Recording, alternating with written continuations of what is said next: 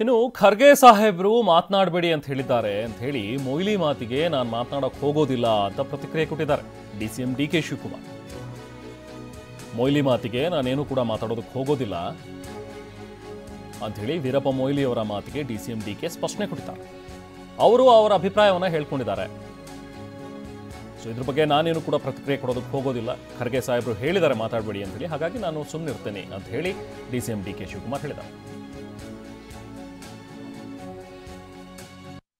ವೀರಪ್ಪ ಮೊಯ್ಲಿ ಅವರು ನಿಮ್ಮ ಪರವಾಗಿ ಮಾತಾಡಿದ್ದಾರೆ. ವೀರಪ್ಪ ಮೊಯ್ಲಿ ಅವರು ಡಿಕೆ ಶಿವಕುಮಾರ್ ಅವರನ್ನ ಸಿಎಂ ಆಗೋದನ್ನ ತಡೆಯೋದಕ್ಕೆ ಯಾರಿಂದನೂ ಸಾಧ್ಯವಿಲ್ಲ ಅಂತ. ನಾನೇನು ಅದಕ್ಕೆ ಮಾತಾಡೋಕೆ ಹೋಗುದಿಲ್ಲ, ಅವಶ್ಯಕತೆ ಇಲ್ಲ. ಅವರ ಅಭಿಪ್ರಾಯ ಹೇಳಿದ್ದಾರೆ. ಖರ್ಗೆ ಸಾಹೇಬರು ಯಾರು ಮಾತಾಡಬಾರ್ದು ಅಂತ ಹೇಳಿದ್ದಾರೆ, ಅದಕ್ಕೆ ನಾನು ಪಾಲನೆ ಮಾಡ್ತೀನಿ. ವೀರಪ್ಪ ಮೊಯ್ಲಿ ಅವರು ನಿಮ್ಮ ಪರವಾಗಿ ಮಾತಾಡಿದ್ದಾರೆ. ವೀರಪ್ಪ ಮೊಯ್ಲಿ ಅವರು ಡಿಕೆ ಶಿವಕುಮಾರ್ ಅವರನ್ನ ಸಿಎಂ ಆಗೋದನ್ನ ತಡೆಯೋದಕ್ಕೆ ಯಾರಿಂದನೂ ಸಾಧ್ಯವಿಲ್ಲ ಅಂತ. ನಾನೇನು ಅದಕ್ಕೆ ಮಾತಾಡೋಕೆ ಹೋಗುದಿಲ್ಲ, ಅವಶ್ಯಕತೆ ಇಲ್ಲ. ಅವರ ಅಭಿಪ್ರಾಯ ಹೇಳಿದ್ದಾರೆ. ಖರ್ಗೆ ಸಾಹೇಬರು ಯಾರು ಮಾತಾಡಬಾರ್ದು ಅಂತ ಹೇಳಿದ್ದಾರೆ, ಅದಕ್ಕೆ ನಾನು ಪಾಲನೆ ಮಾಡ್ತೀನಿ.